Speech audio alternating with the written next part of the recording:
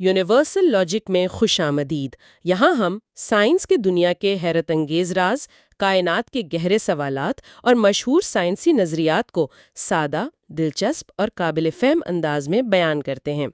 علم کے سفر میں ہمارے ساتھ جڑنے کے لیے چینل کو سبسکرائب کریں۔ ہم سب نے اپنی زندگی میں کبھی نہ کبھی یہ ضرور محسوس کیا ہے کہ محبت میں منطق یا عقل کام نہیں کرتی۔ جی بالکل۔ ہم ایسے فیصلے کر لیتے ہیں جو بعد میں سوچیں تو بالکل بے معنی لگتے ہیں۔ تو آج ہم اسی سوال کے تہہ تک جائیں گے کہ ایسا آخر ہوتا کیوں ہے؟ اور کیا یہ کوئی خرابی ہے ہمارے اندر؟ ہاں، یا یہ دماغ اسی طرح کام کرنے کے لیے بنا ہے؟ اس سوال کا جواب ڈھونڈنے کے لیے آج ہمارے پاس ایک بہت ہی دلچسپ کتاب ہے جو محبت کے جذبے کو سائنس کی کسوٹی پر پرکھتی ہے۔ جی، ہم بات کریں A General Theory of Love کی۔ اسے 3 سائیکائٹرسٹ تھامس لوئس، فاری امینی اور رچرڈ لینن نے مل کر لکھا ہے۔ اچھا۔ اور یہ کتاب محبت کو شاعری، فلسفے یا رومانوی کہانیوں سے نکال کر سیدھا نیورو سائنس کی لیب میں لے آتی ہے۔ واو! اس کا مرکزی خیال یہ ہے کہ محبت کوئی جادوئی یا ناقابل فہم راز نہیں، بلکہ یہ ایک حیاتیاتی ضرورت ہے جس کی جڑیں ہمارے دماغ کی ساخت اور آپ کہہ لیں لاکھوں سال کے ارتقاء میں بہت گہرائی تک پھیلی ہوئی ہیں۔ یہ موضوع تو بہت وسیع اور گہرا لگ رہا ہے۔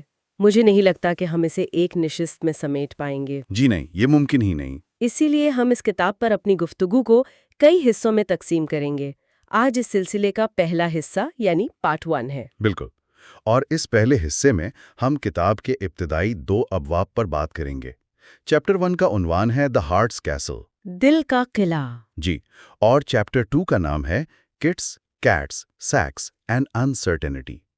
ان ابواب میں کتاب کی بنیاد رکھی گئی ہے کہ آخر محبت کو سائنسی طور پر سمجھنا اتنا مشکل کیوں ہے، اور ہمارے دماغ کی وہ کون سی ساخت ہے جو اس سارے معاملے کی ذمہ دار ہے۔ تو چلیں یہیں سے شروع کرتے ہیں۔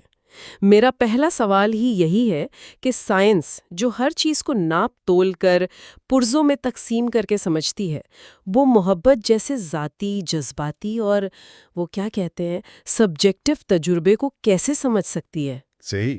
یہ تو ایسا ہی ہے جیسے کوئی میوزک کو صرف اس کے لہروں کی فریکوینسی سے سمجھنے کی کوشش کرے۔ آپ نے بالکل صحیح نقطہ اٹھایا۔ کتاب کا آغاز ہی مشہور فلاسفر بلیس پاسکل کے اسی کال سے ہوتا ہے کہ دل کے پاس اپنی وجوہات ہوتی ہیں جنہیں عقل نہیں جانتی۔ بالکل۔ اور یہی سائنس کے لیے سب سے بڑا چیلنج ہے۔ سائنس کا طریقہ کار تجزیاتی ہے۔ وہ ایک گاڑی کو سمجھنے کے لیے اس کا انجن، پہیے اور گیئر باکس سب الگ الگ کر کے دیکھتی ہے۔ جی۔ لیکن محبت ایک مکمل احساس ہے۔ جیسے ہی آپ اس کا تجزیہ کرنے کے لیے اسے ٹکڑوں میں بانٹتے ہیں، اس کی روح ختم ہو جاتی ہے، وہ احساس وہ غائب ہو جاتا ہے۔ لیکن آج کل تو ہر طرف یہی سننے کو ملتا ہے کہ محبت بس دماغ میں ہونے والا ایک کیمیائی رد عمل ہے، ڈوپامین، آکسیٹوسن، سیروٹونن۔ جی جی، کیمیکلز کا کھیل۔ ہاں، تو کیا یہ سائنسی وضاحت کافی نہیں؟ ایسا لگتا ہے جیسے سائنس نے یہ معمہ حل کر لیا ہو۔ دیکھیں، یہی وہ نقطہ ہے جسے کتاب چیلنج کرتی ہے۔ یہ سچ ہے کہ یہ کیمیکلز بہت اہم کردار ادا کرتے ہیں، لیکن یہ کہنا کہ محبت صرف ان کیمیکلز کا کھیل ہے، یہ ایک بہت بڑی تصویر کا ایک چھوٹا سا حصہ دیکھنے کے مترادف ہے۔ اچھا۔ ایسی وضاحتیں اکثر سرد اور بے جان محسوس ہوتی ہیں۔ وہ محبت کی گرما جوشی، اس کی پیچیدگی، اس کے اتار چڑھاؤ کو، مطلب اس سے جڑے گہرے ذاتی مطلب کو بیان نہیں کر پاتی۔ صحیح۔ یہی وجہ ہے کہ جب کوئی سائنسدان محبت کی ایسی وضاحت کرتا ہے تو عام انسان کو لگتا ہے کہ شاید اس کے تجربے کی توہین کی جا رہی ہے۔ تو پھر راستہ کیا ہے؟ اگر خالصتاً جذباتی باتیں صرف شاعری ہیں اور خالصتاً سائنسی باتیں بے جان، تو پھر محبت کو سمجھنے کے لیے ہمیں کہاں دیکھنا چاہیے؟ مصنفین کہتے ہیں کہ ہمیں ایک درمیانی راستہ اپنانا ہوگا، ایک انٹر ڈسپلنری اپروچ۔ یعنی کئی علوم کو ملا کر؟ جی، یعنی نیورو سائنس کی دریافتوں کو نفسیات، آرٹ، فلسفہ اور روزمرہ کے انسانی تجربات کی روشنی میں دیکھا جائے۔ محبت کو صرف دماغ کے اندر ہونے والے عمل کے طور پر نہیں، بلکہ 2 انسانوں کے درمیان ہونے والے ایک رشتے کے طور پر سمجھنا ضروری ہے۔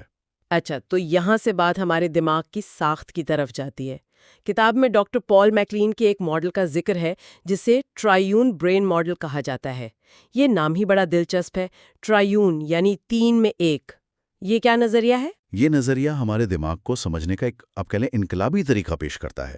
ڈاکٹر میکلین کے مطابق ہمارا دماغ جو آج ہمیں کھوپڑی کے اندر ایک واحد عضو کے طور پر نظر آتا ہے، وہ اصل میں ارتقاء کے مختلف مراحل میں بننے والے 3 الگ الگ دماغوں کا ایک مجموعہ ہے۔ 3 دماغ ایک ہی کھوپڑی کے اندر؟ یہ تو کسی سائنس فکشن فلم جیسا لگ رہا ہے۔ جی بالکل، اور یہ 3 دماغ ایک دوسرے کے اوپر تہوں کی صورت میں موجود ہیں، بالکل ایک پرانی عمارت کی طرح جس پر وقت کے ساتھ نئی منزلیں تعمیر کی گئی ہوں۔ تو کیا یہ تینوں آپس میں بات کرتے ہیں یا ہر ایک اپنی مرضی کرتا ہے؟ یہی تو سب سے دلچسپ بات ہے، یہ تینوں حصے ایک دوسرے سے جڑے ہوئے تو ہیں، لیکن ان کا رابطہ کامل نہیں ہے۔ ہر ایک کی اپنی زبان ہے، اپنی ترجیحات ہیں اور اپنا کام کرنے کا طریقہ ہے۔ اچھا۔ سب سے اندرونی اور قدیم ترین حصے کو ریپٹیلین برین یعنی رینگنے والے جانوروں کا دماغ کہا جاتا ہے۔ ریپٹیلین برین یعنی چھپکلی والا دماغ، یہ کیا کرتا ہے ہمارے اندر؟ بالکل، سوچیں ایک چھپکلی دھوپ میں بیٹھی ہے، اسے بھوک لگتی ہے، وہ کیڑا پکڑتی ہے، خطرہ محسوس ہوتا ہے، وہ بھاگ جاتی ہے۔ اس کی پوری دنیا انہی چند بنیادی جبلتوں کے گرد گھومتی ہے۔ یہ ہے ریپٹیلین دماغ، سادہ، مؤثر اور مکمل طور پر جذبات سے آری۔ جذبات سے آری؟ جی، ہمارے دماغ کا یہ حصہ بھی بقا کے یہی بنیادی کام کنٹرول کرتا ہے۔ دل کی دھڑکن، سانس لینا، بھوک، پیاس اور خطرے کے وقت لڑنے یا بھاگنے کا فوری رد عمل۔ یہ ایک آٹو پائلٹ ہے جو 24 گھنٹے کام کرتا ہے۔ نہیں ہے، ہم رشتے بناتے ہیں، محسوس کرتے ہیں، تو ارتقاء میں اگلا قدم کیا تھا؟ ارتقاء کا اگلا بڑا قدم تھا لمبک برین کا وجود میں آنا۔ یہ دماغی حصہ ممالیہ جانوروں یعنی میملز میں تیار ہوا۔ اچھا۔ یہ ریپٹائلین دماغ کے اوپر ایک نئی تہہ کے طور پر بنا، اور یہی وہ جگہ ہے جہاں سے جذبات کی کہانی شروع ہوتی ہے۔ یعنی ساری فیلنگز یہیں سے آتی ہیں؟ جی بالکل، محبت، غصہ، خوف، خوشی، سماجک تعلق، بچوں کی دیکھ بھال، کھیل کود، یہ سب لمبک سسٹم کی دین ہے۔ اس کی کوئی مثال؟ دیکھیں، ایک چھپکلی اپنا انڈے دے کر چلی جاتی ہے، اسے پرواہ نہیں ہوتی کہ ان کا کیا بنے گا۔ لیکن ایک بلی، ایک کتا یا ایک انسان اپنے بچوں کو دودھ پلاتا ہے، ان کی حفاظت کرتا ہے، ان سے کھیلتا ہے۔ یہ جو ماں اور بچے کے درمیان ایک گہرا جذباتی تعلق بنتا ہے، یہ لمبک سسٹم کی وجہ سے ہے۔ جی، یہ لمبک سسٹم کے بغیر ناممکن ہے۔ تو محبت کا مرکز یہی لمبک سسٹم ہے، کتاب کا سارا زور اسی پر ہے۔ جی ہاں، لمبک سسٹم ہی وہ دل کا قلعہ ہے جس کا ذکر پہلے چیپٹر کے عنوان میں ہے۔ یہ ہمیں دوسروں کے ساتھ گہرے جذباتی رشتے بنانے کے قابل بناتا ہے۔ یہ ہمیں سکھاتا ہے کہ کون قابل اعتبار ہے اور کس سے دور رہنا ہے۔ اور یادداشت کا بھی اس سے تعلق ہے؟ بہت گہرا۔ یہ ہماری یادداشت کو جذبات کے ساتھ جوڑتا ہے۔ یہی وجہ ہے کہ کسی خاص خوشبو یا گانے سے پرانی یادیں تازہ ہو جاتی ہیں۔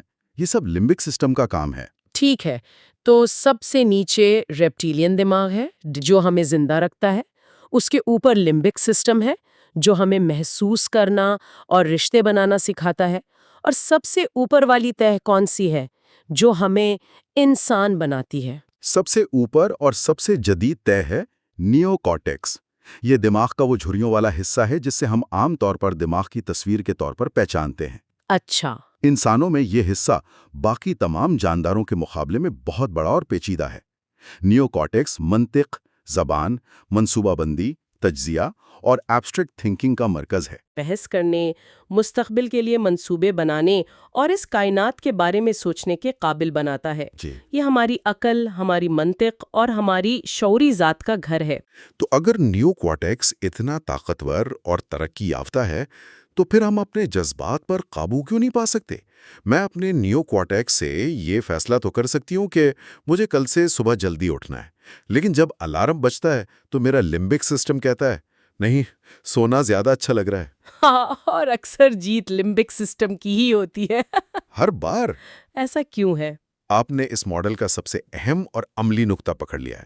مصنفین اسے اے فریگمنٹڈ مائنڈ کہتے ہیں، یعنی ایک بکھرا ہوا ذہن۔ بکھرا ہوا ذہن۔ مسئلہ یہ ہے کہ نیو کارٹیکس یعنی عقل اور لمبک سسٹم یعنی جذبات کے درمیان جو رابطہ ہے وہ بہت کمزور ہے۔ نیو کارٹیکس لمبک سسٹم کا باس نہیں ہے۔ اچھا۔ وہ اسے براہ راست حکم نہیں دے سکتا، وہ صرف مشورہ دے سکتا ہے۔ جذباتی رد عمل جیسے محبت یا غصہ لمبک سسٹم سے ایک طوفان کی طرح اٹھتے ہیں اور نیو کارٹیکس اکثر اسے بے بسی سے دیکھتا رہ جاتا ہے۔ یہ بات تو میری سمجھ میں آ رہی ہے۔ مجھے یاد ہے ایک بار میں نے غصے میں ایک ای میل بھیج دی تھی اور سینڈ کا بٹن دبانے کے 1 سیکنڈ بعد میرا نیو کارٹیکس چیخ رہا تھا کہ یہ تم نے کیا کیا؟ جی بالکل۔ لیکن تب تک لمبک سسٹم اپنا کام کر چکا تھا۔ تو کیا کتاب یہ کہہ رہی ہے کہ خود پر قابو رکھنا یا سیلف کنٹرول ایک وہم ہے؟ یہ ایک وہم تو نہیں، لیکن یہ اتنا سیدھا سادھا بھی نہیں جتنا ہم سمجھتے ہیں۔ قوت ارادی یا ول پاور کا تعلق نیو کارٹیکس سے ہے، اور وہ اکثر لمبک سسٹم کی پرانی اور طاقتور لہروں کے سامنے کمزور پڑ جاتی ہے۔ کتاب کا سب سے بڑا انکشاف شاید یہی ہے۔ جب ہم کہتے ہیں اپنے دل کی سنو، تو ہم اصل میں کہہ رہے ہیں کہ اپنے لمبک سسٹم کو فیصلہ کرنے دو، اور جب ہم کہتے ہیں دماغ سے کام لو، تو ہم نیو کارٹیکس کو آواز دے رہے ہیں۔ اور ان دونوں کی زبان ہی الگ ہے۔ بالکل۔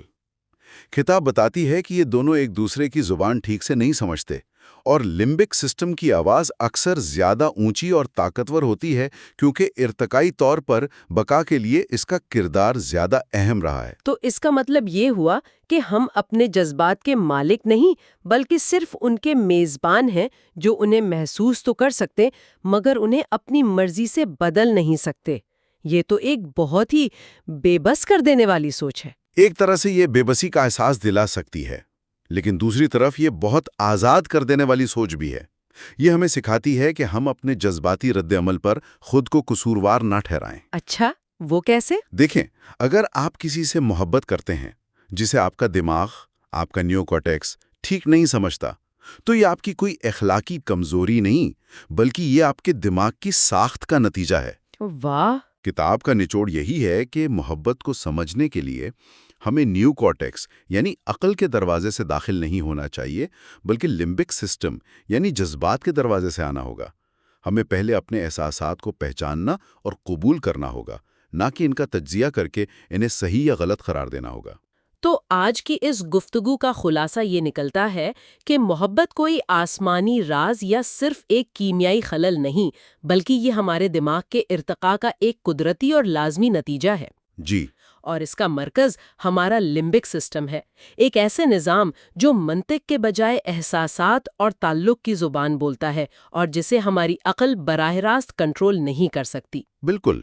اور اس سے بھی زیادہ اہم بات جو کتاب آگے چل کر بتاتی ہے وہ یہ ہے کہ ہمارا لمبک سسٹم تنہائی میں کام نہیں کرتا، یہ ایک کھلا نظام ہے۔ کھلا نظام؟ مطلب یہ کہ یہ دوسرے لوگوں کے لمبک سسٹم سے مسلسل رابطے میں رہتا ہے۔ محبت کی اصل سائنس انفرادی نہیں بلکہ باہمی ہے، انٹریکٹیو ہے۔ یہ ایک شخص کے دماغ میں نہیں بلکہ 2 دماغوں کے درمیان وقوع پذیر ہوتی ہے۔ یہ واقعی ایک ذہن کو ہلا دینے والا تصور ہے کہ ہمارا دماغ دوسرے دماغوں سے براہ راست جڑ سکتا ہے۔ اسی نقطے کو ہم اپنی اگلی گفتگو میں آگے بڑھائیں گے اور مزید گہرائی میں جائیں گے۔ جی، اگلے حصے میں ہم اسی باہمی تعلق پر بات کریں گے۔ ہم اس ناقابل یقین تصور پر غور کریں گے جسے کتاب لمبک ریزوننس کہتی ہے۔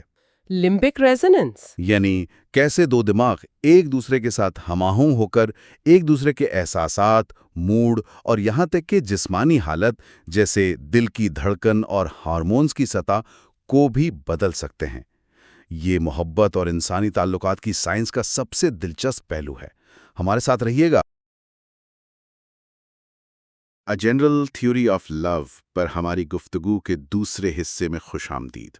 پچھلی بار ہم نے دماغ کے 3 حصوں پر بات کی تھی اور دیکھا تھا کہ ہمارا دماغ محبت کو کیسے سمجھتا ہے۔ آج ہم ایک زیادہ گہرے سوال کی طرف جا رہے ہیں کہ 2 دماغ بغیر الفاظ کے ایک دوسرے سے کیسے جڑتے ہیں؟ کیسے آپ کسی کی خاموشی میں چھپا دکھ محسوس کر لیتے ہیں؟ بالکل۔ آج ہم کتاب کے 3 باب آرکمیڈیز کا پرنسپل کی مدد سے اسی راز سے پردہ اٹھائیں گے۔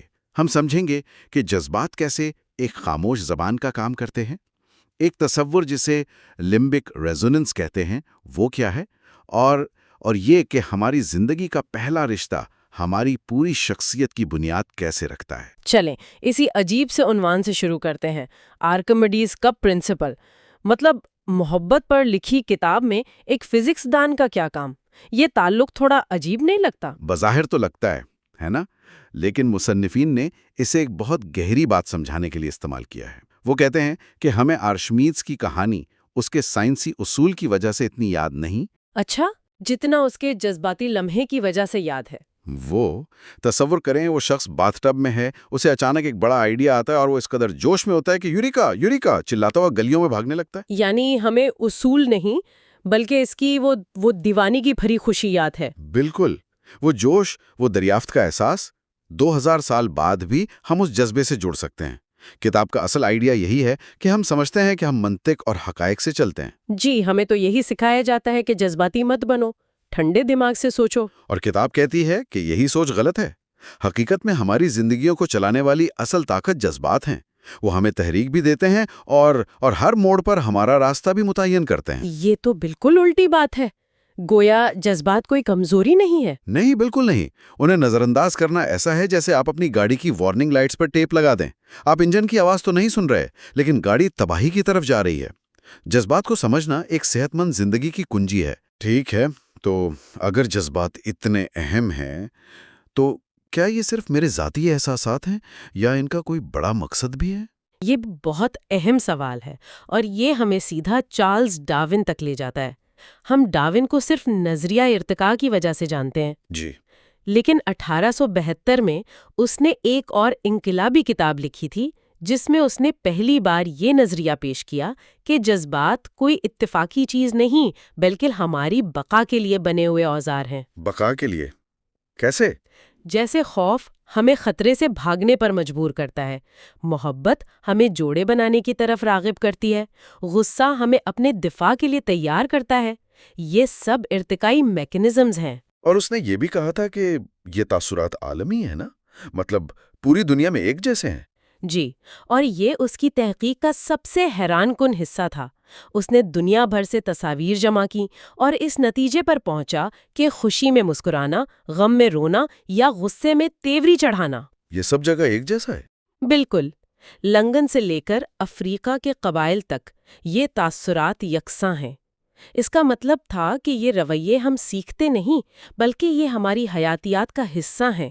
یہ انسانوں کی پہلی مشترکہ زبان ہے۔ لیکن یہ تو 150 سال پرانی بات ہے۔ کیا جدید سائنس بھی یہی مانتی ہے؟ بہت اچھا سوال ہے۔ جدید سائنس نے اسے چیلنج نہیں کیا بلکہ مزید پختہ ثبوت دیے ہیں۔ پال ایکمن نامی ایک سائیکالوجسٹ نے اس پر دہائیوں تحقیق کی۔ اچھا۔ وہ نیو گینی کے دور دراز قبائل کے پاس گئے جن کا جدید دنیا سے کوئی رابطہ نہیں تھا۔ انہوں نے ان لوگوں کو مختلف جذباتی چہروں والی تصویریں دکھائیں۔ اور ان کے رد عمل کیا تھے؟ حیران انگیز طور پر ان کے رد عمل بالکل ویسے ہی تھے جیسے کسی امریکی یا یورپی شخص کے ہوتے۔ اس تحقیق نے ثابت کیا کہ کم از کم 6 بنیادی جذبات خوشی، غم، غصہ، خوف، حیرت اور ناگواری ان کے چہرے کے تاثرات عالمی ہیں۔ تو یہ ہمارے ڈی این اے میں لکھا ہوا ہے؟ بالکل۔ اس کا سب سے بڑا ثبوت تو نوزائیدہ بچے ہیں۔ ایک بچہ جو ابھی پیدا ہوا ہے اسے کوئی مسکرانا یا رونا نہیں سکھاتا، وہ تکلیف میں روتا ہے۔ یہ وہ زبان ہے جو ہم سب بولنے سے بہت پہلے بولتے ہیں۔ ٹھیک ہے، اگر یہ زبان عالمی ہے تو اس کا مطلب ہے کہ ہم سب مسلسل ایک دوسرے کو سگنل بھیج رہے ہیں، تو اس کا کوئی حیاتیاتی میکانزم بھی تو ہوگا۔ کتاب اس بارے میں کچھ بتاتی ہے؟ آپ نے بالکل صحیح جگہ پر انگلی رکھی ہے۔ یہی وہ مقام ہے جہاں کتاب لمبک ریزوننس کا تصور متعارف کرواتی ہے۔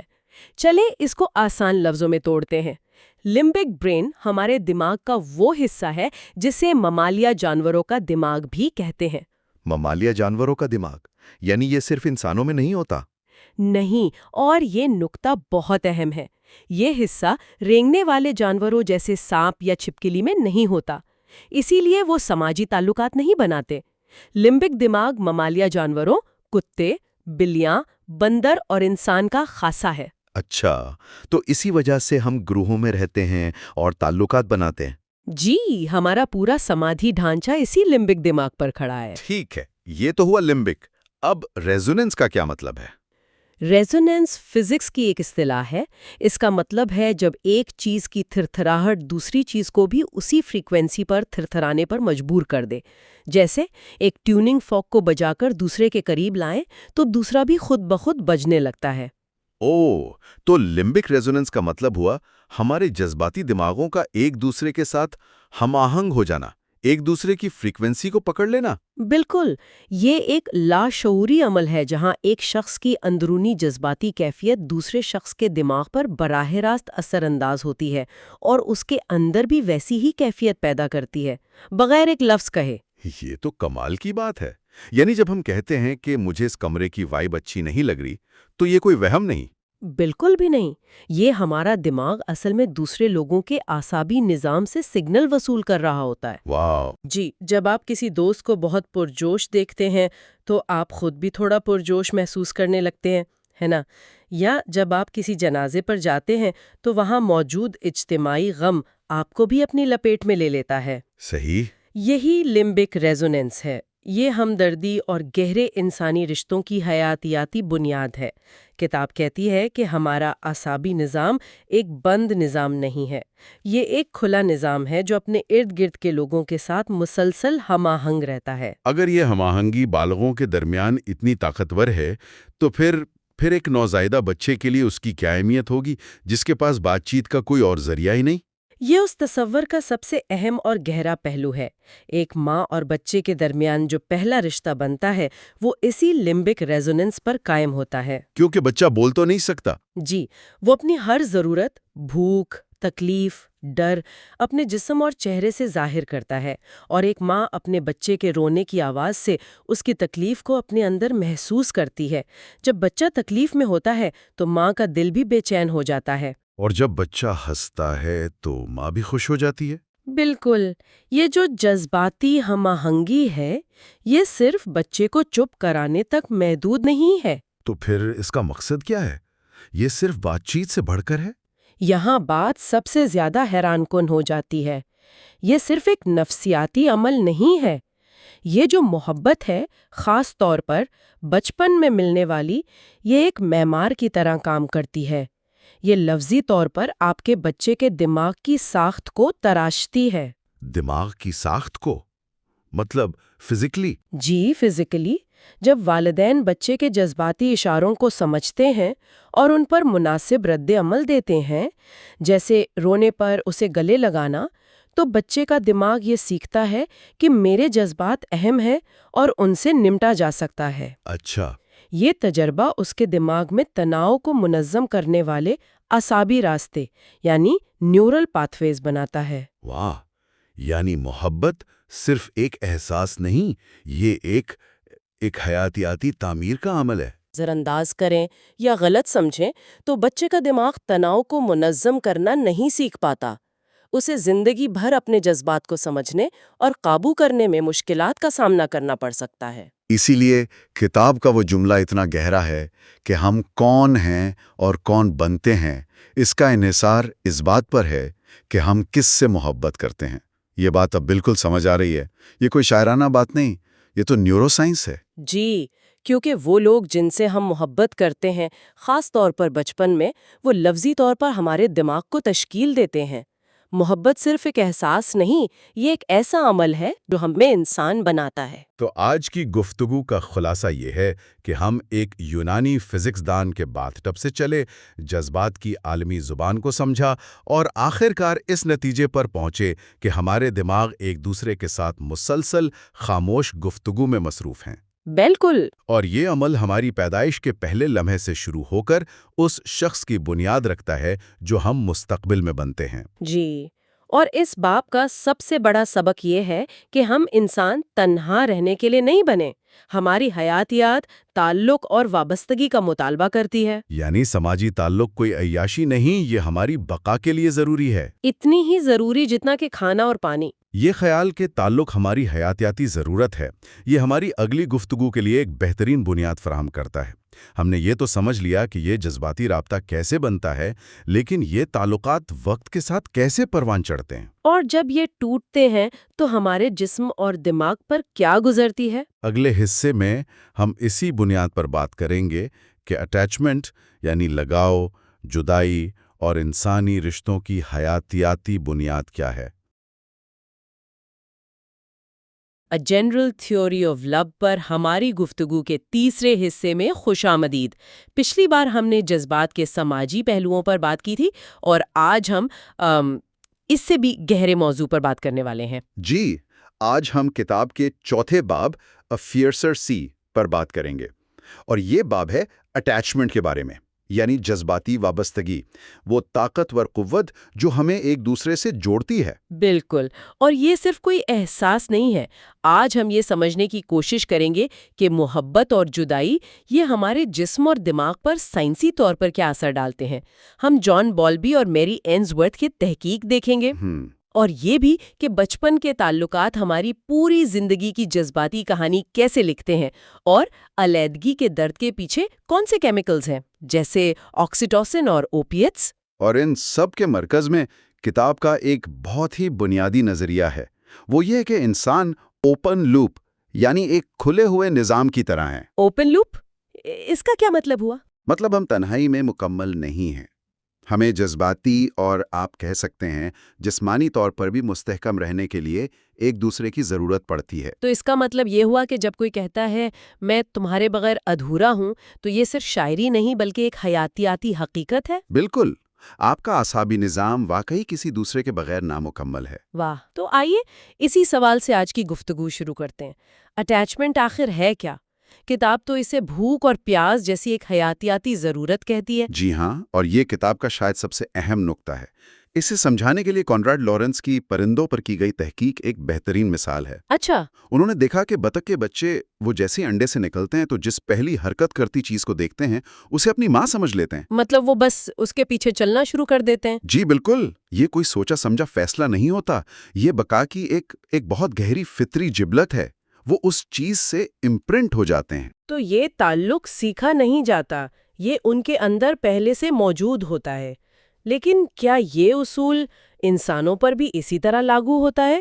انسانوں پر تو اور بھی زیادہ شدت سے لاگو ہوتا ہے، کیونکہ انسان کا بچہ تو جانوروں کے بچوں سے کہیں زیادہ بے بس اور محتاج ہوتا ہے۔ کتاب میں کچھ بہت ہی دل دہلا دینے والی تاریخی مثالیں ہیں۔ جیسے کہ 13ویں صدی میں شہنشاہ فریڈرک دوم نے ایک تجربہ کیا۔ وہ یہ جاننا چاہتا تھا کہ اگر بچوں سے کبھی بات نہ کی جائے تو وہ قدرتی طور پر کون سی زبان بولیں گے۔ اوہ، یہ تو سننے میں ہی بہت عجیب لگ رہا ہے۔ جی، اس نے کچھ نوزائیدہ بچوں کو آیاؤں کے حوالے کیا اور انہیں حکم دیا کہ بچوں کو صرف کھلانا ہے، صاف ستھرا رکھنا ہے، لیکن ان سے بات نہیں کرنی، گلے نہیں لگانا، کوئی پیار نہیں جتانا۔ اور اس کا نتیجہ کیا نکلا؟ نتیجہ بہت المناک تھا، وہ تمام بچے مر گئے۔ کیا؟ سب کے سب؟ جی، انہیں ہر طرح کی جسمانی خوراک مل رہی تھی، دیکھ بھال ہو رہی تھی، لیکن محبت اور لمس کی کمی ان کے لیے جان لیوا ثابت ہوئی۔ یقین نہیں آتا، مطلب صرف محبت نہ ملنے سے بچے مر گئے؟ جی، اور 20ویں صدی میں رینے اسپٹس نے بھی یتیم خانوں میں یہی چیز دیکھی۔ جن بچوں کو صرف بنیادی دیکھ بھال ملتی تھی لیکن کوئی انفرادی توجہ یا پیار نہیں ملتا تھا، وہ جذباتی طور پر آپ کہہ سکتی ہیں کہ مرجھا جاتے تھے اور ان میں اموات کی شرح بہت زیادہ تھی۔ اس سے تو انسانی تعلق کی اہمیت بالکل ایک نئی سطح پر سمجھ آتی ہے۔ تو ان مشاہدات کو اکٹھا کر کے ایک باقاعدہ نظریہ کس نے پیش کیا؟ میرا خیال ہے یہاں جان باولبی کا کام بہت اہم ہے۔ بالکل، جان بولبی نے ہی اس شعبے میں انقلاب برپا کیا۔ ان کے زمانے میں فرائیڈ کے نظریات کا بہت زور تھا، جن کے مطابق بچے کا ماں سے تعلق صرف خوراک کی وجہ سے ہوتا ہے۔ اچھا، یعنی ماں کھانا دیتی ہے اس لیے بچہ اس سے جڑتا ہے؟ ہاں، بولبی نے کہا کہ یہ بات بالکل غلط ہے۔ انہوں نے کہا کہ اٹیچمنٹ کا تعلق خوراک سے نہیں بلکہ تحفظ اور سکون سے ہے۔ یہ ایک ارتقائی حکمت عملی ہے۔ بچہ اپنے کیئر گیور کے ساتھ ایک مضبوط جذباتی تعلق اس لیے بناتا ہے تاکہ وہ اس خطرناک دنیا میں محفوظ رہ سکے۔ تو یہ ایک سروائیول میکینزم ہے۔ جو بچہ اپنی ماں کے قریب رہتا ہے اس کے زندہ رہنے کے امکانات بڑھ جاتے ہیں۔ یہ تو بہت لاجیکل بات ہے۔ بالکل، اور بولبی کی تحقیق نے اس کا ثبوت بھی دیا۔ انہوں نے دیکھا کہ جن بچوں کی مائیں ان کی ضروریات کو سمجھتی تھیں، ان پر فوراً محبت بھرا رد عمل دیتی تھیں، وہ بچے بڑے ہو کر پراعتماد اور سماجی طور پر مستحکم بنے۔ اور جن کے ساتھ ایسا نہیں ہوتا تھا؟ اس کے برعکس جن بچوں کی مائیں غیر مستحکم تھیں یا لاتعلق، وہ بچے بڑے ہو کر بے چینی، خوف اور رشتوں میں عدم تحفظ کا شکار ہوئے۔ اچھا، تو باولبی نے نظریہ تو دے دیا، لیکن کیا کسی نے اسے عملی طور پر پرکھا بھی؟ مطلب کوئی ایسا ایکسپیریمنٹ جس سے پتہ چلے کہ یہ اٹیچمنٹ کے مختلف انداز واقعی ہوتے ہیں؟ یہ کام باولبی کی ایک ساتھی میری اینزورتھ نے کیا۔ انہوں نے ایک بہت ہی شاندار تجربہ ڈیزائن کیا جسے دی اسٹرینج سچویشن کہا جاتا ہے۔ دی اسٹرینج سچویشن، یہ نام ہی بہت دلچسپ ہے۔ جی، اور یہ تجربہ ہر اس والدین کو جانا پہچانا لگے گا جو اپنے بچے کو ایک سیکنڈ کے لیے چھوڑ کر دوسرے کمرے میں جائے اور پیچھے سے قیامت برپا ہو جائے۔ ہاں، یہ صورتحال تو بہت جانی پہچانی ہے۔ تو اس تجربے میں ہوتا کیا تھا؟ اس میں ایک بچے اور اس کی ماں کو کھلونوں سے بھرے ایک کمرے میں چھوڑ دیا جاتا۔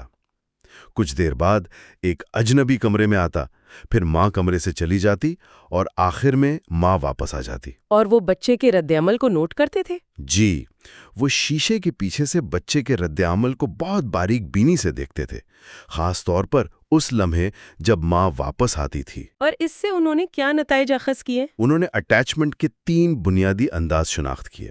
پہلا اور سب سے صحت مند انداز تھا محفوظ، یعنی سیکیور اٹیچمنٹ۔ اچھا، ایسے بچے ماں کے جانے پر پریشان تو ہوتے تھے، لیکن جیسے ہی ماں واپس آتی وہ فوراً اس کے پاس جاتے، سکون حاصل کرتے اور پھر دوبارہ کھیلنے لگ جاتے۔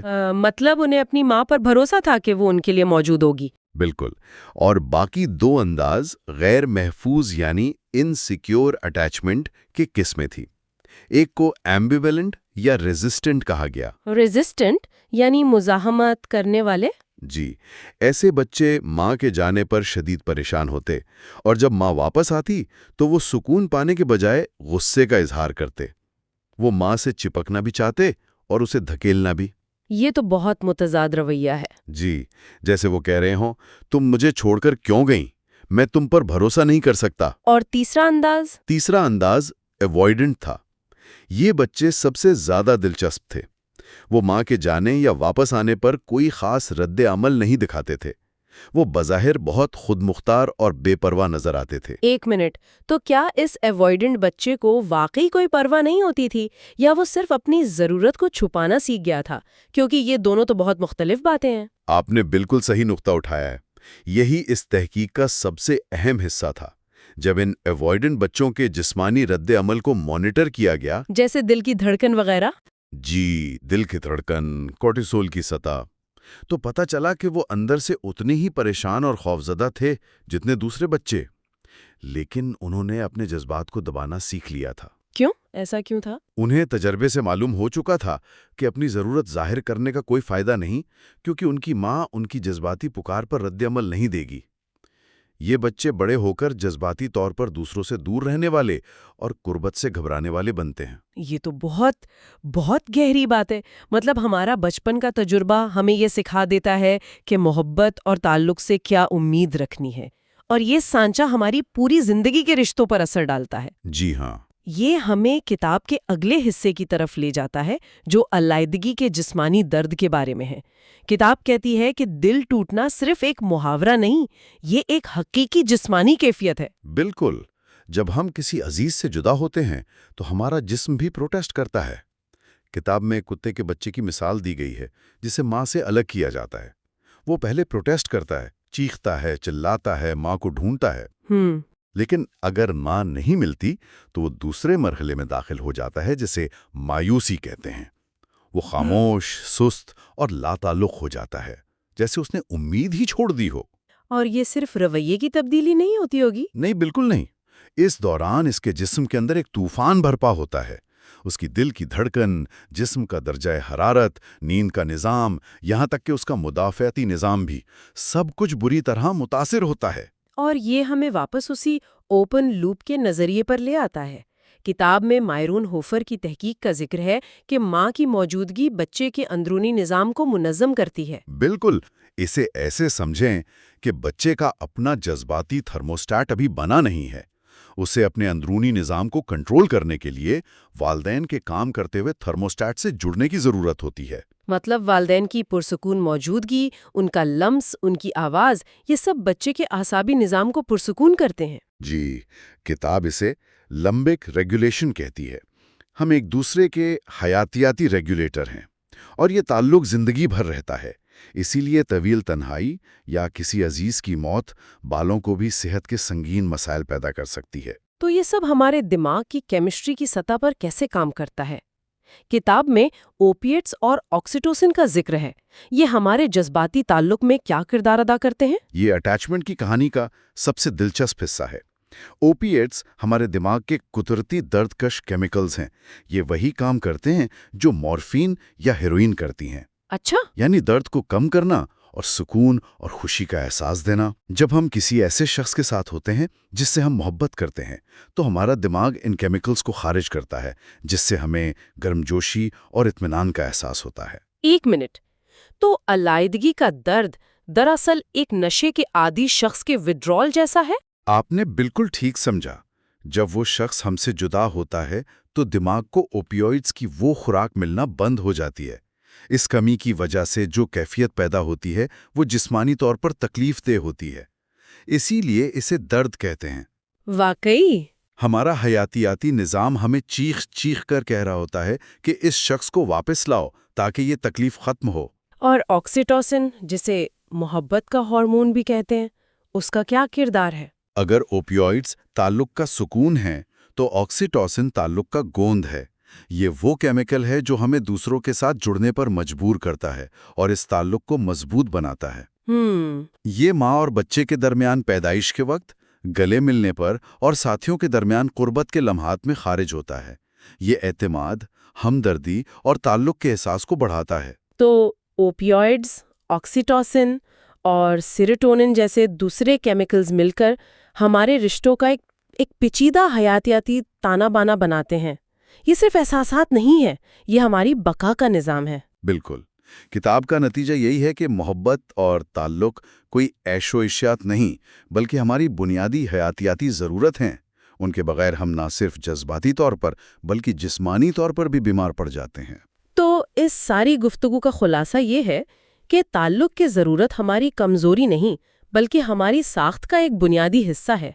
بچپن میں ہمارے والدین کے ساتھ جو تعلق بنتا ہے وہ ہمارے دماغ پر گہرے نقش چھوڑ جاتا ہے، جو ہماری پوری زندگی کے رشتوں کی سمت طے کرتا ہے۔ جی ہاں۔ اور کسی کو کھونے کا درد کوئی خیالی چیز نہیں، بلکہ ایک حقیقی جسمانی اور کیمیائی عمل ہے جو کسی بھی چوٹ کی طرح تکلیف دہ ہوتا ہے۔ یہاں ایک بہت ہی دلچسپ اور شاید کچھ پریشان کن نکتہ بھی ہے، وہ یہ کہ بچپن میں بننے والے یہ رشتے کے سانچے ہمارے لاشعور میں اتنے گہرے ہوتے ہیں کہ بڑے ہو کر ہم اکثر ایسے ہی ساتھیوں کی طرف کھینچے چلے جاتے ہیں جو ہمارے والدین سے ملتے جلتے ہوں۔ لیکن یہ بات کچھ عجیب نہیں لگتے؟ اگر کسی کا بچپن کا تجربہ تکلیف دہ یا غیر تسلی بخش تھا تو کوئی شعوری یا لاشعوری طور پر اسے کیوں دہرانا چاہے گا؟ کیونکہ ہمارا دماغ اس پیٹرن سے واقف ہوتا ہے۔ وہ تکلیف دہ ہو سکتا ہے لیکن وہ جانا پہچانا ہوتا ہے۔ ایک غیر محفوظ اٹیچمنٹ والے شخص کے لیے ایک محفوظ اور مستحکم رشتہ اجنبی اور ناقابل اعتبار محسوس ہو سکتا ہے۔ اور یہ ایک بہت ہی اہم سوال پیدا کرتا ہے۔ اگر یہ پیٹرن اتنے گہرے اور حیاتیاتی طور پر جڑے ہوئے ہیں تو کیا ہم بالغ ہو کر خود کو بدل سکتے ہیں؟ کیا ہم ان پرانے جذباتی راستوں سے آزاد ہو سکتے ہیں؟ اور یہ سوال ہماری اگلی گفتگو کے لیے بہترین بنیاد فراہم کرتا ہے۔ کتاب کے مطابق تبدیلی ممکن ہے، لیکن یہ آسان نہیں، اور اس کا گہرا تعلق یادداشت سے ہے۔ بالکل۔ اگلی بار ہم کتاب کے اگلے ابواب کا جائزہ لیں گے اور یہ سمجھنے کی کوشش کریں گے کہ یادداشت اور محبت کا آپس میں کیا تعلق ہے، اور ہمارا ماضی ہماری موجودہ جذباتی حقیقت کو کیسے تشکیل دیتا ہے۔ کتاب ایک جنرل تھیوری آف لو پر ہماری گفتگو کے چوتھے حصے میں خوش آمدید۔ آج ہم 5ویں باب گریوٹیز انکارنیشن میں گہرائی سے اتر رہے ہیں۔ اور یہ باب ایک بہت ہی بنیادی انسانی معاملے کو حل کرنے کی کوشش کرتا ہے۔ بالکل۔ اور وہ معاملہ یہ ہے کہ ہم میں سے بہت سے لوگ محبت کے معاملے میں ایک ہی طرح کے چکر میں کیوں پھل جاتے ہیں۔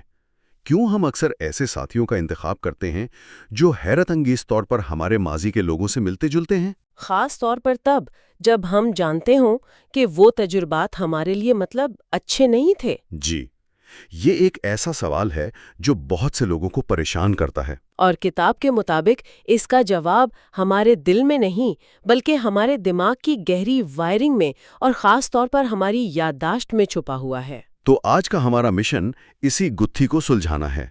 ہم دیکھیں گے کہ یادداشت، جسے ہم ایک بہت ذاتی اور اندرونی چیز سمجھتے ہیں، وہ ہمارے سب سے اہم بیرونی رشتوں یعنی محبت کی بنیاد کیسے رکھتی ہے۔ کتاب کا ایک جملہ ہے، یادداشت ایک چھوٹا سا لفظ ہے جس میں پوری دنیائیں سمائی ہوئی ہیں۔ تو آئیے آج ان دنیاؤں کی سیر کرتے ہیں۔ اچھا، تو جب ہم یادداشت کا لفظ سنتے ہیں تو ذہن میں ایک فلم یا ویڈیو کیمرے کا خیال آتا ہے جو ہماری زندگی کے واقعات کو ہو بہو ریکارڈ کر رہا ہے، لیکن لگتا ہے کہ حقیقت اس سے کہیں زیادہ دلچسپ ہے۔ بہت زیادہ پیچیدہ۔ دیکھیے، یہ ویڈیو کیمرہ والی مثال بالکل ٹھیک نہیں ہے۔ سائنس ہمیں بتاتی ہے کہ ہمارے دماغ میں یادداشت کا کوئی ایک مرکز نہیں بلکہ کم از کم 2 بالکل مختلف نظام ایک ساتھ کام کر رہے ہیں۔ 2 نظام؟ جی، پہلا نظام وہ ہے جسے ہم عام طور پر یادداشت سمجھتے ہیں۔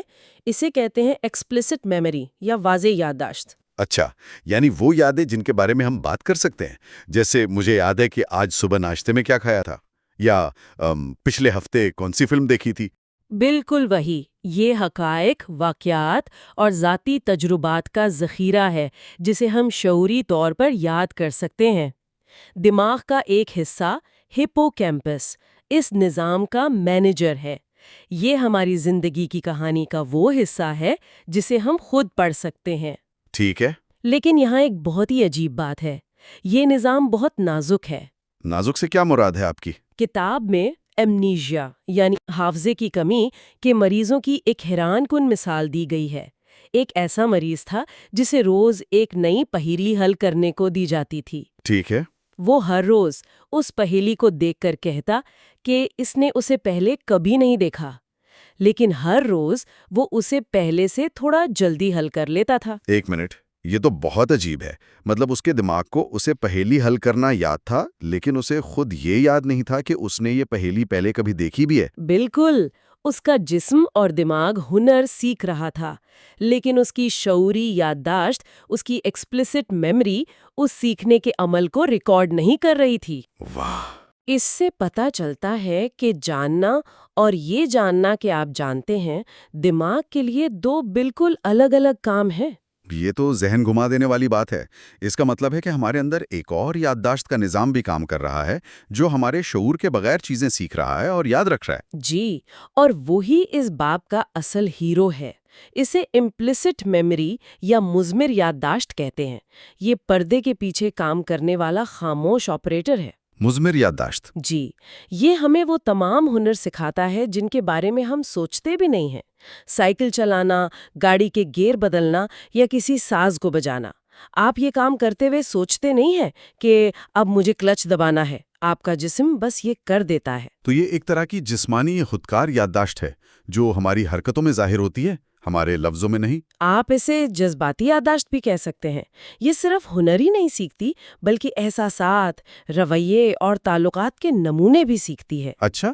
یہ وہ یادداشت ہے جو کسی کا چہرہ دیکھ کر یا کسی کی آواز سن کر آپ کو فوری طور پر اچھا یا برا محسوس کراتی ہے، بغیر یہ جانے کہ ایسا کیوں ہو رہا ہے۔ اچھا، تو اب ان دونوں نظاموں کو بچپن سے جوڑتے ہیں۔ ایک نوزائیدہ بچے کے دماغ میں یہ دونوں نظام کیسے کام کرنا شروع کرتے ہیں؟ کیونکہ رشتوں کی کہانی تو وہیں سے شروع ہوتی ہے نا؟ یہی اس ساری بحث کا سب سے اہم نقطہ ہے۔ امپلیسٹ میموری یعنی لاشعوری اور جذباتی یادداشت پیدائش سے ہی بلکہ شاید اس سے بھی پہلے پوری طرح فعال ہوتی ہے۔ پیدائش سے ہی؟ جی، بچہ اپنی ماں کی خوشبو، اس کے دل کی دھڑکن، اس کے لمس کو محسوس کرتا ہے اور یاد رکھتا ہے۔ یہ سب اس کے امپلیسٹ نظام میں محفوظ ہو جاتا ہے۔ اور ایکسپلیسٹ میموری یعنی واقعات کو یاد رکھنے والی یادداشت کا کیا؟ وہ بہت بعد میں آتی ہے۔ ہپو کیمپس جو شعوری یادیں بناتا ہے، وہ بچے کی زندگی کے دوسرے یا تیسرے سال تک پوری طرح پختہ نہیں ہوتا۔ یہی وجہ ہے کہ ہم میں سے کسی کو بھی اپنی زندگی کے پہلے 2 سال کا کوئی واقعہ یاد نہیں ہوتا۔ اچھا، اسی کو چائلڈہڈ ایمنیشیا کہتے ہیں۔ جی بالکل۔ او، تو اس کا مطلب یہ ہوا کہ ہماری زندگی کے وہ سال جن کا ہمارے پاس کوئی شعوری ریکارڈ نہیں، وہی وہ وقت ہے جب ہمارا دماغ یہ سیکھ رہا ہوتا ہے کہ محبت کیسی محسوس ہوتی ہے، تحفظ کیا ہوتا ہے، اور دنیا قابل بھروسہ جگہ ہے یا نہیں۔ یہ سب لاشعور میں ریکارڈ ہو رہا ہے۔ بالکل درست۔ ہماری زندگی کے پہلے جذباتی اسباق ہماری امپلیسٹ میموری میں لکھے جاتے ہیں۔ یہ کوئی کہانیاں نہیں ہوتی، بلکہ احساسات کے گہرے نقوش ہوتے ہیں۔ یہ ایک جذباتی نقشہ تیار کرتے ہیں جو ہماری باقی زندگی کے لیے بنیاد بن جاتا ہے۔ یہ تو ایک بہت بڑی بات ہے۔ مطلب ہم رشتے نبھانا سیکھتے ہیں اس سے پہلے کہ ہمیں رشتہ لفظ کا مطلب بھی پتا ہو۔ جی، اور دماغ اس دوران ایک اور حیرت انگیز کام کرتا ہے جسے نیورل پروننگ کہتے ہیں۔ نیورل پروننگ یہ کیا ہے؟ اسے سمجھنے کے لیے ایک باغبان کی مثال لیں۔ ایک باغبان جھاڑی کی کمزور اور غیر ضروری شاخوں کو کاٹ دیتا ہے تاکہ مضبوط شاخیں مزید پھل پھول سکیں۔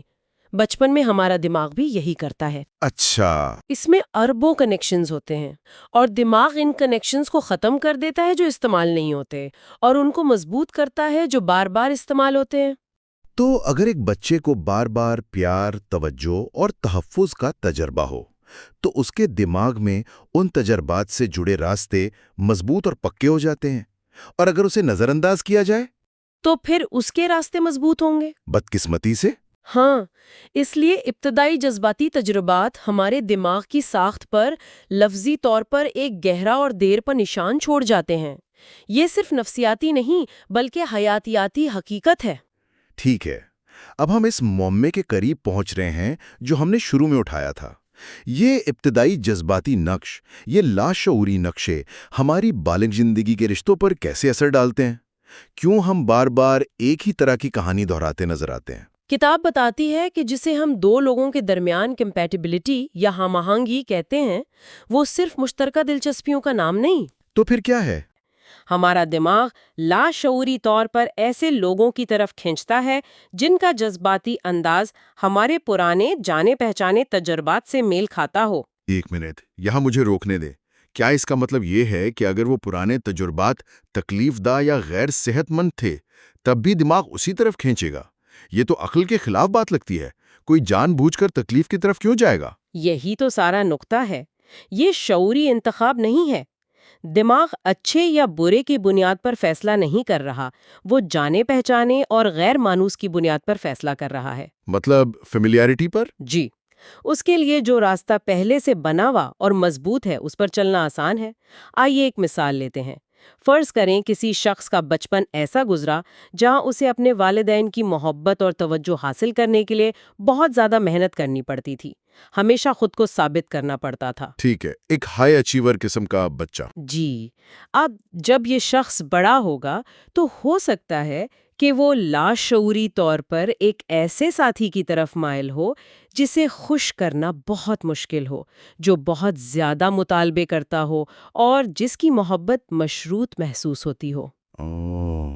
شعوری طور پر تو وہ ایک آسان اور محبت بھرا رشتہ چاہے گا، لیکن اس کا لاشعور اس جد و جہد، اس حاصل کرنے کی کوشش کو ہی محبت سمجھتا ہے، کیونکہ اس کے دماغ میں محبت کا نقشہ یہی بنا ہوا ہے۔ تو وہ مانوس بے چینی اسے انجانے سکون سے زیادہ گھر جیسی محسوس ہوتی ہے۔ بالکل۔ یہ تو بے وقت خوفناک بھی ہے اور بہت کچھ سمجھانے والا بھی۔ اس کا مطلب یہ نہیں کہ لوگ غلطیاں کرتے ہیں، بلکہ یہ کہ ان کا دماغ انہیں ان راستوں پر ڈھکیلتا ہے جو بچپن میں پکے ہو چکے ہیں۔ جی، کتاب میں ایک جگہ لکھا ہے، چونکہ انسان نیورونز کے ذریعے یاد رکھتے ہیں، ہم وہی کچھ زیادہ دیکھنے پر مائل ہوتے ہیں جو ہم پہلے دیکھ چکے ہیں، وہی دوبارہ سننے پر جو ہم نے اکثر سنا ہے، اور وہی سوچنے پر جو ہم ہمیشہ سے سوچتے آئے ہیں۔ یہ ایک طرح کی نیورل گریوٹی ہے۔ وہی ہوتا ہے جس پر بچپن میں ہزاروں بار چلا جا چکا ہو۔ یہاں ایک تکنیکی سوال ذہن میں آتا ہے۔ جب ہم کہتے ہیں کہ یہ یادیں اور جذباتی نقش دماغ میں ہیں، تو کیا یہ صرف ایک محاورہ ہے یا یہ واقعی کسی ٹھوس شکل میں وہاں موجود ہیں؟ یہ بالکل بھی محاورہ نہیں ہے، ان کی ایک ٹھوس جسمانی حقیقت ہے۔ یہ خیال ڈونلڈ ہیب نامی سائنسدان نے پیش کیا تھا، اور اس کا خلاصہ ایک مشہور جملے میں کیا جاتا ہے: neurons that fire together wire together. یعنی جو دماغی خلیے ایک ساتھ فعال ہوتے ہیں وہ آپس میں مضبوطی سے جڑ جاتے ہیں۔ جی، اس کو آسان لفظوں میں سمجھیں۔ ہاں پلیز۔ جب ایک بچہ اپنی ماں کو دیکھتا ہے اور وہ مسکراتی ہے اور بچہ محفوظ محسوس کرتا ہے تو اس تجربے کے دوران اس کے دماغ میں لاکھوں نیورونز کا ایک مخصوص پیٹرن ایک ساتھ فعال ہوتا ہے۔ ٹھیک ہے۔ جب یہ تجربہ دن میں سینکڑوں بار دہرایا جاتا ہے تو ان نیورونز کے درمیان ایک مستقل جسمانی تعلق بن جاتا ہے، ایک پکا راستہ۔ تو یہ ہے یادداشت۔ جی، یہی یادداشت ہے۔ یہ کوئی بھوت پریت نہیں، یہ آپ کے دماغ کے سرکٹس کی حقیقی ساخت ہے۔ تو محبت یا اس کی کمی ہمارے دماغ کی وائرنگ کو لفظی معنوں میں بدل دیتی ہے۔ یہ صرف شاعری نہیں، یہ خالص بایولوجی ہے۔ بالکل۔ جب ہم بالغ ہو کر کسی ایسے شخص سے ملتے ہیں جو ہمارے اس پرانے جذباتی پیٹرن کو متحرک کرتا ہے تو دماغ کا وہ پرانا پکا سرکٹ روشن ہو جاتا ہے۔ اور ہمیں ایک شدید کشش محسوس ہوتی ہے جسے ہم کیمسٹری یا قسمت کا نام دیتے ہیں، جبکہ در حقیقت یہ نیورولوجی ہوتی ہے۔ جی ہاں، ہمارے رشتے ہمارے نیورونز میں لکھے جاتے ہیں۔ آج کی گفتگو کا اگر میں خلاصہ کروں تو وہ کچھ یوں ہے: ہماری یادداشت کے دو نظام ہیں، ایک شعوری اور دوسرا لاشعوری۔ اور ہماری زندگی کے ابتدائی سال جنہیں ہم یاد نہیں رکھ سکتے وہ ہماری لاشعوری یادداشت میں ایک جذباتی نقشہ بنا دیتے ہیں۔ اور یہی نقشہ ہماری بالغ زندگی میں ایک کمپاس کی طرح کام کرتا ہے، جو ہمیں لاشعوری طور پر جانے پہچانے جذباتی علاقوں کی طرف لے جاتا ہے، چاہے وہ علاقے ہمارے لیے خوشگوار نہ بھی ہوں۔ نقشے صرف خیالی نہیں ہیں بلکہ ہمارے دماغ کے خلیوں کے درمیان بننے والے حقیقی جسمانی رابطے ہیں۔ یہ ہمارے وجود کا حصہ ہیں۔ جی، یہاں تک تو بات بالکل واضح ہے، لیکن یہاں ایک بہت بڑا اور شاید تھوڑا پریشان کن سوال پیدا ہوتا ہے۔ کیا؟ اگر ہمارے جذباتی نمونے ہمارے دماغ کی ساخت میں اتنی گہرائی تک نقشیں، تو کیا اس کا مطلب یہ ہے کہ ہم اپنے ماضی کے قیدی ہیں؟ کیا ہم ان پرانے خودکار رویوں کو بدلنے سے قاصر ہیں؟ یہ تو بہت ہی مایوس کن بات لگتی ہے۔ یہ اس گفتگو کا سب سے اہم سوال ہے اور خوش قسمتی سے کتاب اس کا جواب ایک واضح نہیں میں دیتی ہے۔ اچھا؟ مصنفین اسے لمبک ریویژن کا نام دیتے ہیں۔ اس کا مطلب ہے کہ جس طرح پرانے تجربات نے ہمارے دماغ میں راستے بنائے تھے، اسی طرح نئے اور مسلسل مثبت جذباتی تجربات ان پرانے راستوں کو بدل سکتے ہیں اور نئے صحت مند راستے بنا سکتے ہیں۔ یعنی دماغ پلاسٹک کی طرح ہے، اسے نئی شکل دی جا سکتی ہے؟ بالکل۔ ایک محفوظ اور محبت بھرا رشتہ، چاہے وہ ایک تھراپسٹ کے ساتھ ہو یا ایک ساتھی کے ساتھ، ہمارے دماغ کو لفظی طور پر دوبارہ سے سکھا سکتا ہے کہ محفوظ تعلق کیسا محسوس ہوتا ہے۔ لیکن یہ آسان نہیں ہوگا، ہے نا؟ نہیں، یہ آسان نہیں، کیونکہ پرانے راستے بہت گہرے ہوتے ہیں، لیکن یہ ممکن ہے۔ دماغ نئے کنیکشنز بنا سکتا ہے۔ یہ ایک بہت پر امید سوچ ہے کہ تبدیلی ممکن ہے، لیکن اس کے لیے صرف خواہش نہیں بلکہ نئے اور مسلسل تجربات کی ضرورت ہے۔ تو ہم اپنے ماضی کے قیدی نہیں ہیں، لیکن اس سے آزادی کے لیے ایک نیا نقشہ بنانا پڑتا ہے۔ اور وہ نیا نقشہ ہمیشہ کسی دوسرے انسان کے ساتھ تعلق میں ہی بنتا ہے۔ اگلی گفتگو میں ہم اسی موضوع کو مزید گہرائی میں دیکھیں گے کہ محبت کا یہ تبدیلی لانے والا عمل کیسے کام کرتا ہے اور ہم واقعی اپنے ان گہرے جذباتی نقوص کو اثر نو کیسے لکھ سکتے ہیں۔ آج کے لیے شاید یہ سوچ ہی کافی ہے کہ ہمارا ماضی ہماری کہانی کا آغاز تو لکھتا ہے، لیکن ضروری نہیں کہ وہ اس کا انجام بھی لکھے۔ کتاب محبت کا ایک عمومی نظریہ پر آج ہم اس کے 5ویں حصے پر بات کریں گے۔ ہم نے اب تک یہ سمجھا ہے کہ محبت صرف کوئی احساس نہیں ہے بلکہ ایک حیاتیاتی ضرورت ہے جو ہمارے دماغ کی ساخت تک کو بدل دیتی ہے۔ جی، اور آج ہم اسی تشکیل کے عمل کو اور گہرائی سے دیکھیں گے۔ آج بات ہوگی دو بہت ہی اہم ابواب پر۔ ایک تو ہے باب نمبر 6 سڑک پر ایک موڑ، اور دوسرا باب نمبر 7 زندگی کی کتاب۔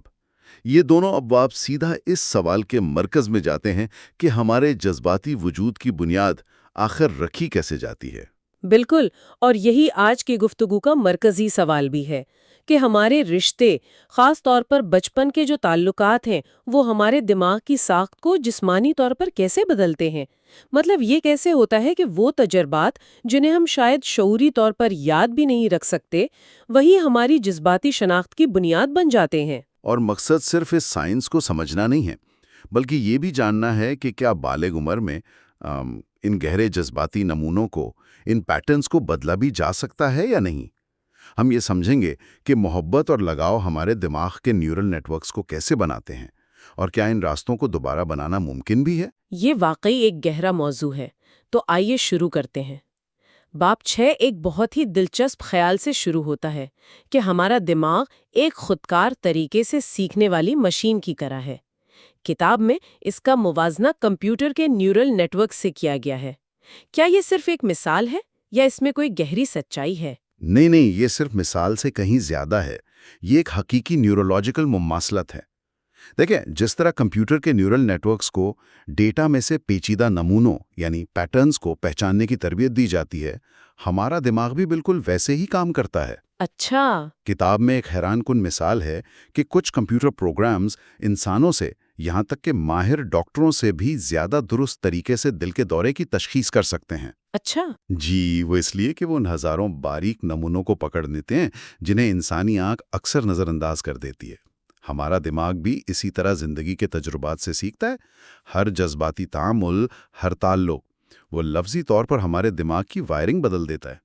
تو اگر دماغ اس طرح سیکھ رہا ہے تو پھر یادداشت کا کیا کردار ہے؟ مطلب کوئی ایک تجربہ، ایک پکی عادت یا رد عمل کیسے بن جاتا ہے؟ کتاب میں ڈونلڈ ہیپ کے مشہور نظریے کا ذکر ہے۔ جی، ہیپ کا نظریہ انقلابی تھا، اور اس کا خلاصہ ایک بہت ہی سادہ سے جملے میں کیا جا سکتا ہے: جو نیورونز ایک ساتھ فائر ہوتے ہیں وہ ایک ساتھ جڑ جاتے ہیں۔ Neurons that fire together wire together. بالکل۔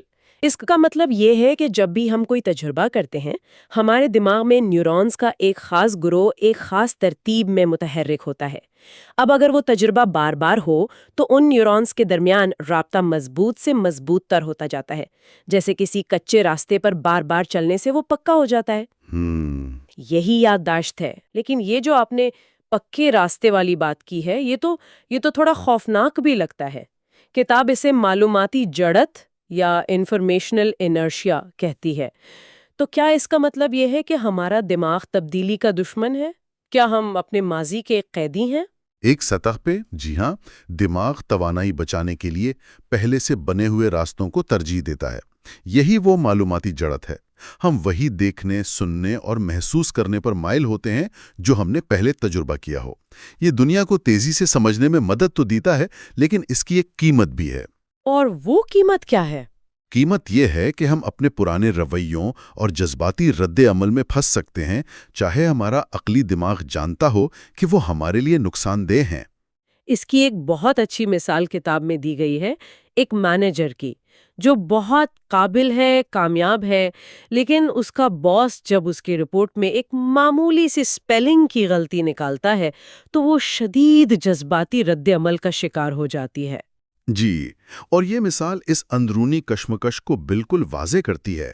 وہ مینیجر خود کہتی ہے کہ میں جانتی ہوں کہ یہ غیر منطقی ہے، میں اس کمپنی کی بہترین مینیجر ہوں، لیکن جب بھی کوئی چھوٹی سی تنقید ہوتی ہے میں اس خوفناک احساس سے چھٹکارا نہیں پا سکتی۔ یہ خوفناک احساس۔ جی، یہاں دلچسپ بات یہ ہے کہ اس کا منطقی دماغ یعنی نیوکارٹیکس حقیقت کو جانتا ہے، لیکن اس کی لاشعوری جذباتی یادداشت امپلیسٹ ایموشنل میموری اس پر حاوی ہو جاتی ہے۔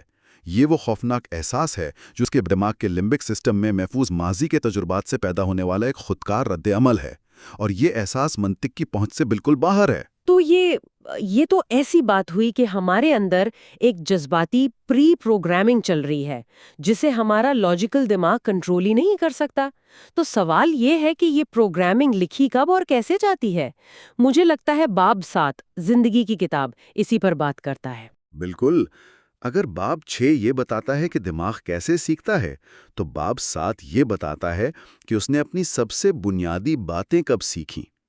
کتاب کہتی ہے کہ بچے کا دماغ اٹل حدود اور تقریباً لامحدود آزادی کے درمیان ایک سمجھوتا ہے۔ مطلب کچھ چیزیں پیدائشی طور پر طے ہیں، لیکن اس کی زیادہ تر جذباتی ساخت ابتدائی تجربات سے بنتی ہے، خاص طور پر والدین کے ساتھ تعلق سے۔ اچھا۔ اور یہ سب اس وقت ہوتا ہے جب ہماری لاشعوری یادداشت یعنی امپلیسٹ میموری پوری طرح فعال ہوتی ہے، جبکہ ہماری شعوری یادداشت ایکسپلیسٹ میموری وہ تو زندگی کے دوسرے یا تیسرے سال تک پختہ ہی نہیں ہوئی ہوتی۔ ایک منٹ، یہ تو یہ تو بہت حیران کن بات ہے۔ تو اس کا مطلب ہے کہ ہم محبت کرنا، بھروسہ کرنا، خوف محسوس کرنا، یہ سب کچھ اس وقت سیکھ رہے ہوتے ہیں جب ہمیں شعوری طور پہ کچھ یاد بھی نہیں ہوتا۔ ہم اپنی پوری جذباتی زندگی کا خاکہ اس وقت بنا رہے ہوتے ہیں جب ہم ایک لفظ بھی نہیں بول سکتے۔ پر بہت زور دیتی ہے کہ والدین کی اپنے بچے کو اچھی طرح محسوس کرنے میں مدد دینے کی صلاحیت کتنی اہم ہے۔ اس کا مطلب یہ نہیں کہ بچہ ہمیشہ خوش رہے۔ تو پھر کیا مطلب ہے اس کا؟ مطلب یہ کہ والدین بچے کی بے لفظ اندرونی کیفیات کو سمجھیں اور اس کے مطابق رد عمل دیں۔ اس سے جذباتی ہم آہنگی یا ایموشنل اٹیونمنٹ کرتے ہیں۔ جب ایک بچہ ڈرتا ہے اور ماں اس کے خوف کو پہچان کر اسے تسلی دیتی ہے تو بچہ سیکھتا ہے کہ خوف ایک قابل برداشت احساس ہے۔ جب وہ غصے میں ہوتا ہے اور والد اس کے غصے کو سمجھتے ہیں تو وہ اپنے غصے کو منظم کرنا سیکھتا ہے۔ یہ تو والدین پر بہت بڑی ذمہ داری ہے۔ آج کی مصروف دنیا میں جہاں ہر طرف تناؤ ہے، کیا یہ ایموشنل اٹیونمنٹ ہر وقت ممکن ہے؟ اگر کبھی والدین سے غلطی ہو جائے، وہ بچے کے اشارے کو نہ سمجھ پائیں، تو کیا اس کا اثر ہمیشہ کے لیے رہ جاتا ہے؟ یہ بہت اہم سوال ہے۔ کتاب یہ نہیں کہتی کہ والدین کو کامل ہونا چاہیے، کوئی بھی نہیں ہو سکتا۔ اہم چیز ہم آہنگی سے زیادہ غلطی اور اصلاح کا چکر ہے، یعنی mismatch and repair. Mismatch and repair. جی، غلطیاں سب سے ہوتی ہیں، لیکن ایک محفوظ رشتے میں والدین اس غلطی کو پہچان کر تعلق کو بحال کرتے ہیں۔ مثال کے طور پر، اگر ایک ماں مصروفیت کی وجہ سے بچے پر جھنجھلا اٹھے لیکن بعد میں اسے احساس ہو اور وہ بچے کو گلے لگا کر کہے کہ مجھے معاف کر دو، میرا دن برا تھا، اس میں تمہاری غلطی نہیں۔ بالکل، تو بچہ ایک بہت اہم سبق سیکھتا ہے۔ رشتے میں تنازع آ سکتا ہے لیکن محبت اور تعلق پھر بھی قائم رہتا ہے۔ اصل مسئلہ تب ہوتا ہے جب یہ ہم آہنگی مستقل طور پر غائب ہو۔ اور اگر یہ ہم آہنگی مستقل طور پر موجود نہ ہو تو کیا ہوتا ہے؟ اس جذباتی رہنمائی کے بغیر بچے کی اندرونی دنیا اس کے لیے ایک معمہ بن جاتی ہے۔ وہ اپنے ہی جذبات سے ناواقف رہتا ہے، ان سے ڈرنے لگتا ہے۔ کتاب میں اس کے لیے ایک بہت اچھی تشبیہ استعمال کی گئی ہے۔ یہ اندھیرے میں کسی عجائب گھر میں گھومنے کے مترادف ہے۔ واہ! آپ کو محسوس ہوتا ہے کہ آپ کے ارد گرد بہت کچھ ہے، بڑے بڑے طاقتور احساسات، لیکن آپ نہیں جانتے کہ وہ کیا ہیں، کیوں ہیں یا ان سے کیسے نپٹانا ہے۔ ایسے بچے جب بڑے ہوتے ہیں تو وہ اپنے جذبات کو پہچاننے یا ان پر قابو پانے میں شدید مشکل محسوس کرتے ہیں، جس سے بعد کی زندگی میں رشتوں میں بہت گہری مشکلات آتی ہیں۔ تو اگر کوئی اس اندھیرے عجائب گھر میں بڑا ہوا ہو اور اس کی جذباتی پروگرامنگ اتنی جلدی اور اتنی گہرائی سے ہو چکی ہو، تو کیا وہ ہمیشہ انہی نمونوں کو دہرانے پر مجبور ہے؟ یہ تو کافی مایوس کن لگتا ہے۔ یہ ہمیں اس گفتگو کے سب سے بڑے سوال کی طرف لاتا ہے، کیا تبدیلی ممکن ہے؟ یہ واقعی سب سے بڑا سوال ہے، اور کتاب اس کا جواب امید کے ساتھ دیتی ہے، لیکن یہ بھی واضح کرتی ہے کہ یہ آسان نہیں ہے۔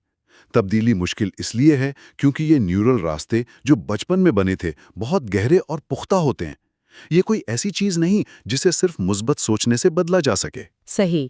آپ کسی کو یہ بتا کر اس کا گہرا خوف دور نہیں کر سکتے کہ ڈرنے کی کوئی بات نہیں، کیونکہ یہ یادیں منطقی نیو کارٹکس میں نہیں بلکہ لاشعوری جذباتی دماغ یعنی لمبک سسٹم میں محفوظ ہیں۔ کتاب اس چیلنج اور اس کے حل کو ایک خاص نام دیتی ہے، کیا؟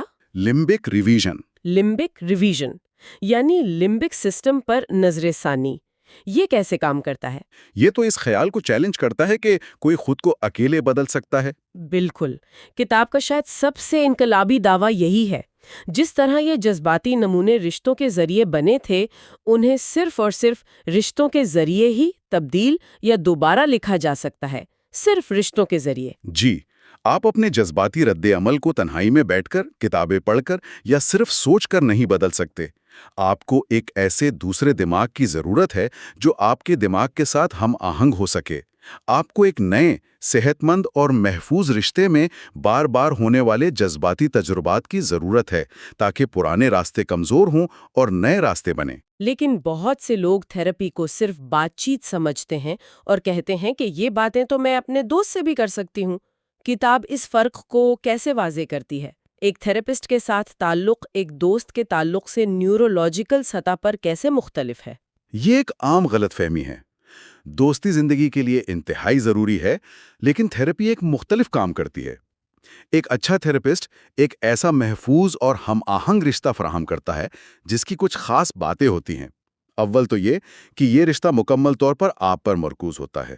دوم، تھراپسٹ کو جذباتی ہم آہنگی اور تعلق کی بحالی کی تربیت دی جاتی ہے۔ وہ آپ کے لاشعوری نمونوں کو پہچان سکتا ہے۔ اور سوم، یہ ایک مستقل اور قابل اعتماد جگہ ہے جہاں آپ بار بار نئے اور صحت مند جذباتی تعاملات کا تجربہ کرتے ہیں۔ یہ عمل آہستہ آہستہ ان پرانے غیر صحت مند نیورل راستوں کو اثر ترتیب دیتا ہے۔ یہ صرف بات کرنے کے بارے میں نہیں ہے، بلکہ تعلق قائم کرنے کا ایک نیا طریقہ تجربہ کرنے کے بارے میں ہے۔ بالکل، ایک ایسا تجربہ جو آپ کے لمبک سسٹم کو براہ راست مخاطب کرتا ہے۔ تو کیا اس کا مطلب یہ ہے کہ یہ تبدیلی صرف تھراپی کے ذریعے ہی ممکن ہے، یا کیا زندگی میں کوئی دوسرا گہرا اور صحت مند رشتہ، جیسے ایک اچھا جیون ساتھی یا کوئی گہرا دوست، وہ بھی لمبک ریویژن کا باعث بن سکتا ہے؟ یقیناً ہو سکتا ہے۔ کتاب یہ واضح کرتی ہے کہ کوئی بھی رشتہ جو کافی حد تک محفوظ، ہم آہنگ اور طویل عرصے تک قائم رہے، اس میں شفا دینے اور تبدیلی لانے کی صلاحیت ہوتی ہے۔ ایک صحت مند محبت بھرا رشتہ آپ کے بچپن کے زخموں کو بھر سکتا ہے، کیونکہ وہ آپ کو وہ جذباتی تحفظ اور ہم آہنگی فراہم کرتا ہے جو شاید آپ کو پہلے نہیں ملا۔ فرق صرف یہ ہے کہ تھراپی اس عمل کو بہت زیادہ مرکز اور جان بوجھ کر کرتی ہے۔ ایک لیبارٹری کی طرح۔ جی، ایک لیبارٹری کی طرح، جہاں آپ محفوظ ماحول میں تعلقات کے نئے طریقے سیکھتے ہیں۔ تو اس سب کا مطلب کیا ہے؟ اگر ہم ان دونوں ابواب کے نچوڑ کو دیکھیں تو کلیدی نقطہ یہ لگتا ہے کہ محبت کرنے اور تعلق قائم کرنے کی ہماری صلاحیت کوئی پراسرار یا پیدائشی خوبی نہیں، بلکہ ایک سیکھی ہوئی مہارت ہے۔ ایک ایسی مہارت جو ہمارے ابتدائی دنوں سے ہمارے دماغ میں جسمانی طور پر نقش ہے، لیکن اچھی خبر یہ ہے کہ اسے دوبارہ سیکھا جا سکتا ہے، چاہے یہ عمل مشکل ہی کیوں نہ ہو۔ یہ ہمارے ماضی کی قید سے آزادی کا ایک حقیقی سائنسی راستہ ہے۔ بالکل درست۔ اور اس پوری گفتگو سے ایک اور بہت بڑا اور اہم سوال پیدا ہوتا ہے۔ وہ کیا؟ اگر ہماری انفرادی جذباتی صحت، ہماری خوشی، یہاں تک کہ ہماری جسمانی صحت کا اتنا گہرا انحصار صحت مند رشتوں پر ہے، تو اس کا ہمارے ثقافت اور معاشرے پر کیا اثر پڑتا ہے؟ ایک ایسا معاشرہ جو انفرادی کامیابی اور خود انحصاری پر بہت زیادہ زور دیتا ہے اور گہرے جذباتی تعلقات کو کمزوری سمجھتا ہے، وہ نادانستہ طور پر اپنے شہریوں کی ذہنی اور جذباتی صحت کو کیسے متاثر کر رہا ہے؟ یہ ہماری اگلی گفتگو کے لیے ایک بہترین اور بہت ضروری تمہید ہے۔ محبت کا ایک عمومی نظریہ پر اپنی گفتگو کے آخری حصے میں ہم انہی سوالات پر بات کریں گے۔ ہم تھراپی کے عمل کو مزید گہرائی میں دیکھیں گے، جدید ثقافت کے ہمارے تعلقات پر کیا اثرات ہیں، اور انسانی رشتوں کے مستقبل کے بارے میں یہ کتاب کیا کہتی ہے۔ آج ہم جنرل تھیوری آف لو پر اپنی گفتگو کو سمیٹنے جا رہے ہیں۔ یہ ہمارا چھٹا اور آخری حصہ ہے۔ ہم نے اب تک یہ سمجھا ہے کہ محبت اور انسانی تعلقات ہمارے دماغ پر کیسے اثر انداز ہوتے ہیں، لیکن آج سوال بہت بڑا ہے۔ یہ جو ساری سائنس ہم نے سمجھی ہے، کیا یہ واقعی ہمارے زخموں کو، ہمارے معاشرتی مسائل کو ٹھیک کر سکتی ہے؟ کتاب کے آخری 3 ابواب، between stone and sky, a walk in the shadows اور دی اوپن ڈور، ہمیں اسی سفر پر لے جاتے ہیں۔ تو باب 8 سے شروع کرتے ہیں، بٹوین اسٹون اینڈ اسکائی۔ یہ باب سیدھا سائیکو تھراپی یعنی نفسیاتی علاج کے دل میں اترتا ہے، اور کتاب کا دعویٰ ہے کہ تھراپی صرف بیٹھ کر باتیں کرنا نہیں ہے، بلکہ اس سے کہیں گہری چیز ہے۔ اصل شفا کا تعلق الفاظ سے نہیں، بلکہ اس جذباتی تعلق سے ہے جو معالج اور مریض کے درمیان بنتا ہے۔ بالکل، اور اس تعلق کو سمجھانے کے لیے کتاب 3 بہت دلچسپ تصورات پیش کرتی ہے، اور یہ صرف تھراپی کے لیے نہیں ہے، یہ ہماری روزمرہ کی زندگی میں بھی لاگو ہوتے ہیں۔ پہلا ہے لمبک ریزوننس۔ لمبک ریزوننس، جی، یہ ایک طرح سے 2 لوگوں کے جذباتی دماغوں کا ایک ہی فریکوینسی پر آ جانا ہے۔ جب آپ کسی کے ساتھ بیٹھ کر محسوس کرتے ہیں کہ وہ آپ کی بات کو بغیر کہے سمجھ رہا ہے، وہ یہی لمبک ریزوننس ہے۔ تھراپی میں یہ وہ لمحہ ہے جب معالج اور مریض ایک دوسرے کے غیر زبانی اشاروں کو، جیسے چہرے کے تاثرات، آواز کا اتار چڑھاؤ، انہیں محسوس کرنا شروع کر دیتے ہیں۔ اچھا، یعنی یہ ایسا ہے جیسے 2 موسیقی کے آلات ایک دوسرے کے ساتھ خود بخود ٹیون ہو جاتے ہیں، ایک کی آواز دوسرے میں ارتعاش پیدا کرتی ہے۔ بہترین مثال ہے، بالکل۔ اور اسی ٹیوننگ سے دوسرا تصور نکلتا ہے، لمبک ریگولیشن۔ ٹھیک ہے۔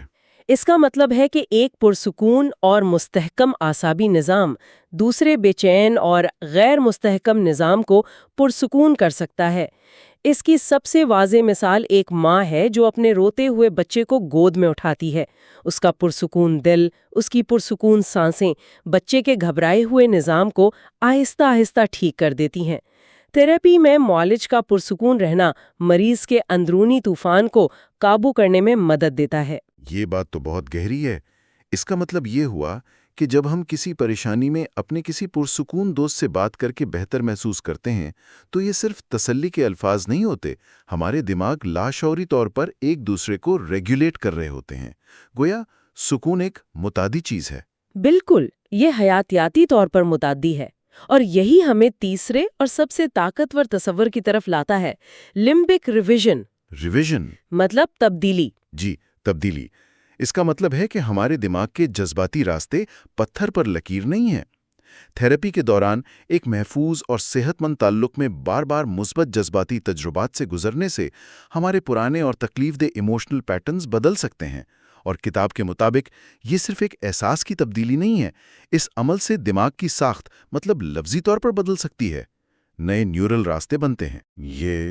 یہ لمبک ریویژن والی بات تو کمال ہے۔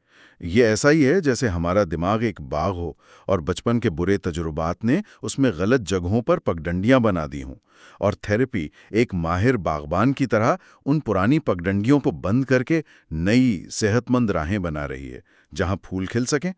تو ہمارے جذباتی زخم مستقل نہیں ہیں۔ جی، وہ بالکل مستقل نہیں ہے، لیکن کتاب یہ بھی واضح کرتی ہے کہ یہ عمل معالجین کے لیے خود بہت چیلنجنگ ہوتا ہے۔ انہیں ایک بہت نازک توازن قائم کرنا پڑتا ہے۔ اگر وہ مریض کے درد میں بہت زیادہ ڈوب جائیں تو وہ خود اپنی جذباتی حالت کھو دیں گے، پھر وہ مدد نہیں کر پائیں گے، اور اگر بہت زیادہ فاصلہ رکھیں تو وہ لمبک ریزوننس قائم ہی نہیں کر پائیں گے، جو علاج کی بنیاد ہے۔ صحیح۔ تو ایک طرف نفسیاتی علاج ہمیں بتا رہا ہے کہ گہرا تعلق ہی شفا ہے، لیکن دوسری طرف جب ہم اپنی روزمرہ کی زندگی کو دیکھتے ہیں تو لگتا ہے کہ ہماری جدید ثقافت ہمیں اسی تعلق سے دور کر رہی ہے۔ یہ بہت بڑا تضاد ہے، اور کتاب کا اگلا باب واک ان دا شیڈوز اسی پر بات کرتا ہے نا؟ جی، وہ اسی خطرناک تضاد کو بے نقاب کرتا ہے۔ یہ ایک بہت ہی اہم نقطہ ہے۔ مصنفین دلیل دیتے ہیں کہ انسان اور خاص طور پر نوزائیدہ بچے جسمانی قربت اور لمس کے لیے بائیولوجیکلی پروگرامڈ ہیں۔ یہ ان کی بقا اور صحت مند نشو و کے لیے ضروری ہے۔ اس پس منظر میں کتاب مغربی، خاص طور پر امریکی ثقافت میں بچوں کے الگ سونے کے رواج پر سخت سوال اٹھاتی ہے۔ اچھا، لیکن بہت سے ڈاکٹر اور ماہرین تو بچوں کو الگ سلانے کا مشورہ دیتے ہیں تاکہ وہ خود انحصار بنے۔ تو کیا کتاب اس تضاد پر بات کرتی ہے؟ کیونکہ یہ والدین کے لیے بہت کنفیوزنگ ہو سکتا ہے۔ ہاں بالکل، کتاب اس پر بات کرتی ہے۔ مصنفین کا کہنا ہے کہ یہ مشورہ ثقافتی تعصب پر مبنی ہے، سائنسی حقیقت پر نہیں۔ وہ تحقیق کا حوالہ دیتے ہیں جس سے پتہ چلتا ہے کہ ماں کے ساتھ سونا، جسے کو سلیپنگ کہتے ہیں، بچے کے لیے بہت سے فوائد رکھتا ہے۔ یہ نہ صرف بچے کو جذباتی طور پر محفوظ محسوس کرواتا ہے، بلکہ سڈن انفینٹ ڈیتھ سنڈروم یعنی SIDS کے خطرے کو بھی کم کر سکتا ہے۔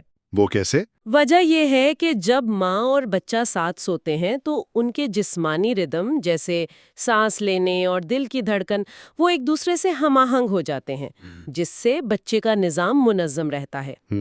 تو ہماری ثقافت ہمیں سکھاتی ہے کہ آزادی اور خود انحصاری سب سے بڑی خوبیاں ہیں، جبکہ ہماری بائیولوجی چیخ چیخ کر کہہ رہی ہے کہ ہمیں ایک دوسرے کی ضرورت ہے، ہم باہمی انحصار کے لیے بنے ہیں۔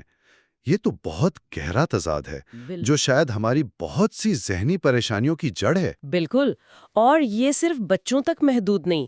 کتاب یہ بھی بتاتی ہے کہ جدید ٹیکنالوجی جیسے ہمارے اسمارٹ فونز اور سوشل میڈیا ہمیں یہ جھوٹا احساس دلاتی ہیں کہ ہم ہر وقت دوسروں سے جڑے ہوئے ہیں، لیکن سینکڑوں لائکس اور ڈیجیٹل رابطے وہ اس گہرے جسمانی اور جذباتی تعلق کی جگہ کبھی نہیں لے سکتے۔ یہ بات مجھے سوچنے پر مجبور کرتی ہے۔ ہم کتنی بار اپنے خاندان کے ساتھ ایک ہی کمرے میں بیٹھے ہوتے ہیں، لیکن در حقیقت ہم سب اپنے اپنے فون میں گم ہوتے ہیں، جسمانی طور پر ایک جگہ ہوتے ہوئے بھی جذباتی طور پر میلوں دور۔ کمزور کر رہی ہے۔ اسی باب میں ایک اور دلچسپ فرق واضح کیا گیا ہے محبت میں ہونا اور محبت کرنا کے درمیان۔ ہاں، یہ اکثر ایک ہی چیز سمجھی جاتی ہیں، لیکن کتاب کہتی ہے کہ ان میں زمین آسمان کا فرق ہے۔ جی، محبت میں ہونا اکثر ایک شدید، پرجوش، لیکن آپ کہہ لیں سطحی رومانوی کشش ہوتی ہے۔ یہ ایک ابتدائی چنگاری ہو سکتی ہے، لیکن یہ حقیقی اور پائیدار محبت کی ضمانت نہیں، جبکہ محبت کرنے کا عمل اس سے کہیں زیادہ گہرا ہے۔ اس میں باہمی تفہیم، ایک دوسرے کا خیال رکھنا اور سب سے اہم، ایک دوسرے کے جذباتی اور جسمانی حالت کو منظم کرنے کی صلاحیت شامل ہوتی ہے۔ تو اگر میں اسے آسان الفاظ میں کہوں، محبت میں ہونا شاید ایک طوفان کی طرح ہے، پرجوش مگر بے قابو، جبکہ محبت کرنا ایک پرسکون گہرے سمندر کی طرح ہے، جو باہر کے طوفانوں سے آپ کو بچاتا ہے۔ یہ ایک دوسرے کا جذباتی تھرموسٹیٹ بننے جیسا ہے۔ کیا خوبصورت تشریح کی ہے، بالکل یہی بات ہے۔ لیکن پچھلے باب میں جدید ثقافت پر اتنی سخت تنقید کے بعد کیا کتاب کوئی حل بھی پیش کرتی ہے، یا یہ صرف مسائل بتا کر ہمیں مزید پریشان کر دیتی ہے؟ مجھے تھوڑی فکر ہو رہی ہے۔ آپ کی فکر بجا ہے، لیکن خوش قسمتی سے کتاب ہمیں مایوسی میں نہیں چھوڑتی۔ آخری باب دی اوپن ڈور یعنی کھلا دروازہ مستقبل کے بارے میں ایک بہت امید بھرا پیغام دیتا ہے۔ یہ باب اس پوری کتاب کے فلسفے کو سمیٹتا ہے۔ مصنفین اس بات پر زور دیتے ہیں کہ انسانی تجربے کو مکمل طور پر سمجھنے کے لیے ہمیں سائنس اور آرٹ دونوں کی ضرورت ہے۔ یہ دلچسپ بات ہے۔ سائنس اور آرٹ کو اکثر ایک دوسرے کی ضد سمجھا جاتا ہے۔ مصنفین کہتے ہیں کہ یہ دونوں حقیقت کو سمجھنے کے لیے استعارے ہیں، میٹافورز ہیں۔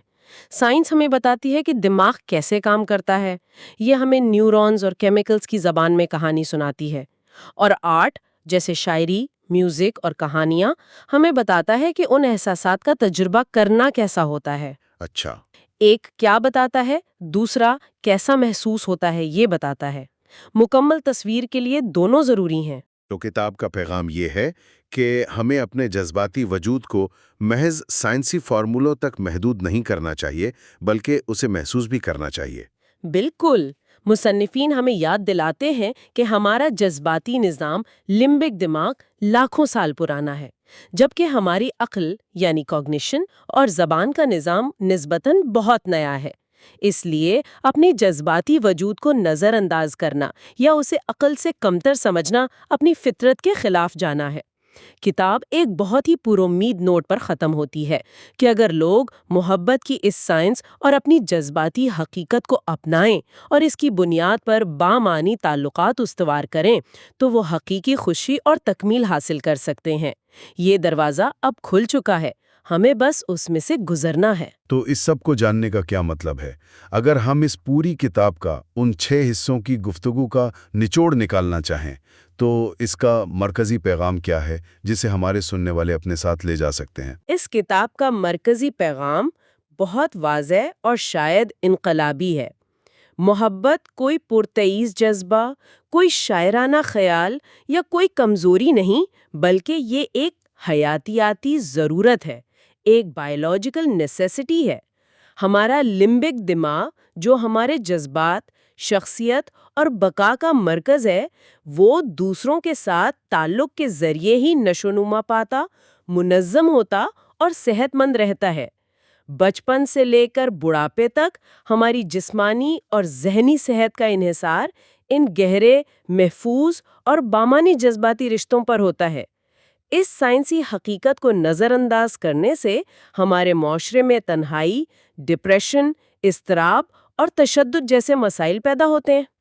یعنی کتاب یہ کہہ رہی ہے کہ تعلق ہماری بقا کے لیے اتنا ہی ضروری ہے جتنا کہ خوراک، پانی اور ہوا؟ بالکل۔ یہ سمجھنا کہ محبت ہماری بقا کے لیے اتنی ہی ضروری ہے جتنی خوراک اور پانی، یہ واقعی ہر چیز کو ایک نئے زاویے سے دیکھنے پر مجبور کرتا ہے۔ یہ صرف ایک خوبصورت خیال نہیں بلکہ ایک ٹھوس سائنسی حقیقت ہے۔